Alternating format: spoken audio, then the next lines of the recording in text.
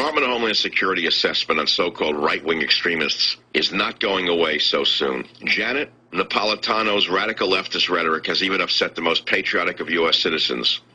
Joining us now is a true American patriot, Allen West, who served in the U.S. Army in Iraq, as well as running for Congress against the Democratic incumbent in Florida District 22. Allen West, welcome back to the Savage Nation. Hi, Michael. I really appreciate you having me on your show again. It's really an honor to be with you and your listening audience. Well, give us your thoughts on this attack on patriots. Well, I think what really incensed me the most, when you sit down and look at the classifications or the categorizing that report had, the issue stance being if you were against illegal immigration, if you were very strong on Second Amendment rights, pro-life when it comes to the abortion issue, as well as not standing for the expansive growth of government, nor the incredible taxation and corrupt and unconstitutional spending policies. They castigated you as some type of enemy of the state. And then when you throw on top of it, I'm a 22-year military veteran that's been in Desert Shield, Desert Storm, Iraqi Freedom, and Afghanistan, that I guess I'm prime picking to go and be in some right-wing extremist or be in some type of radicalized group because of the skills that supposedly I've learned in protecting and defending my country and upholding the Constitution. So when you add all those things together, it really did strike a nerve with me because I'm a patriot that stands for the individual rights and freedoms of Americans. I stand for the ability for us to have our freedom of speech and not to see that be silenced or squelched. But yet we have a Secretary of Homeland Security that feels that we don't have acts of terrorism. We just have man-caused disasters, and we have an administration that does not want to use the term enemy combatants or even war on terror, but they turn to the people that protect them so that they can be in those positions and castigate us as some type of, nutcases and terrorists. Well, this was a clear assault on our patriotism.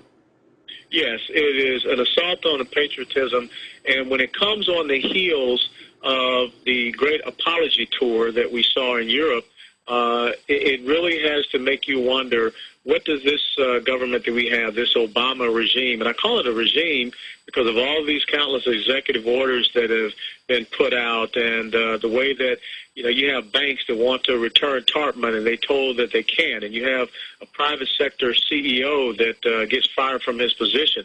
Those are the type of things that make you really wonder, what is the aim? What are the objectives? What are the intention of the people that now are, quote unquote, in control of the United States of America? This is what our founding fathers fought against the Brits back in the 1700s, the late 1700s. This is a tyrannical government which does not consider us to be citizens of this state, but they now consider us to be subjects, and in being subjects, they want to squash any type of opposing viewpoint. Who in our leadership is standing up to Napolitano and Obama? And that's one of the other things that I'm really not happy with. My ideology is conservative, and my party is the Republican Party, but, just this past week, we had the National Republican Senatorial Committee coming out and endorsing Arlen Specter, which, as we know, is about as Republican as Nancy Pelosi. And we don't see, the Boehners, and we don't see the Cantors and the McConnells and the McCains standing up each and every day and fighting against this Obama administration. When Eric Holder stands up and calls us a nation of cowards, and no one is taking a hard stance on that. Our RNC chairman really has to start fighting back against this Obama administration, not just in fundraising letters, but getting out there and talking about the policies that are seeking to create, make us economic slaves instead of empowering our entrepreneurial and individual spirit. I do not want to see this Obama administration take this crisis and use it to make us dependent upon some kind of a nanny state. But we have to have political leaders, not talk show hosts, but political leaders who are up there, making legislation that are taking a stand. I think it was a great thing that we have governors who said they would not take the stimulus money, but, you need to go beyond that. I mean, you really need to start hitting these guys back. And I tell you, with the Tea Party events that took place, they're scared. And they're scared because they're trying to ignore it. if they were not afraid, they would be talking about it. They would have had cameras out there. But when you start to get 5,000 here, 20,000 there, 1,000 here of Americans and patriots together, and they're talking about a specific policy that they do not agree with. And this is across lines of separation. This is not a Republican thing. This is Republican, Democrats, and Independents, regardless of what Nancy Pelosi, CNN, and all the rest are trying to say, that there was something concocted by right-wing Fox Network or talk show hosts. This is, the tax day Tea Parties was the shot across the bow for the Obama administration. And for him to stand up and say yesterday that he knew nothing about it, I got to tell you, he's probably the dumbest person walking around in the United States of America right now. Do you think the Tea Parties are a sign that America is starting to wake up? Yes, totally, because you can only push people so far. And with modern technology nowadays, the people in the Congress, the people in the Senate, the people in this administration cannot hide.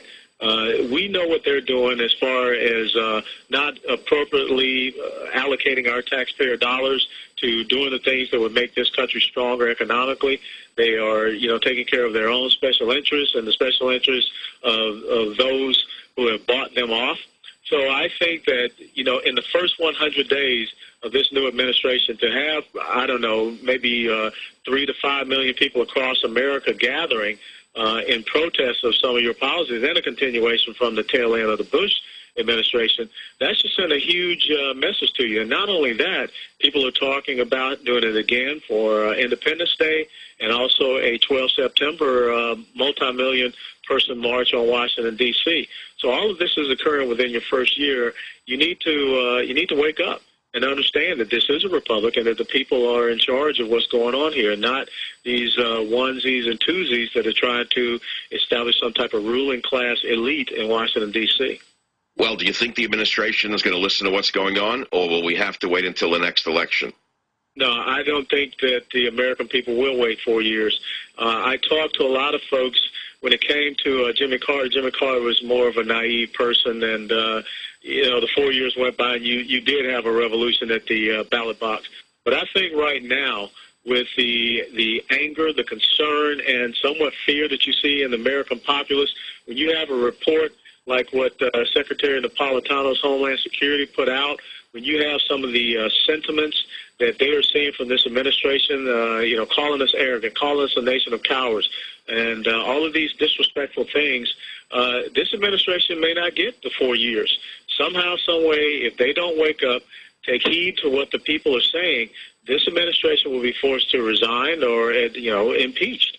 So this is a critical year. 2009 will be a tumultuous year for the United States of America, and you will see a constitutional crisis. I truly believe that, because this complicit mainstream media pull the wool over our eyes, and we're not going to be fooled anymore. And they can try as they may, but they cannot ignore this. The American people are awakened, and they want a responsive government. And if this government does not respond to the American people, something's going to happen. Allen West, thanks for all you've done for us. Good luck in your next election.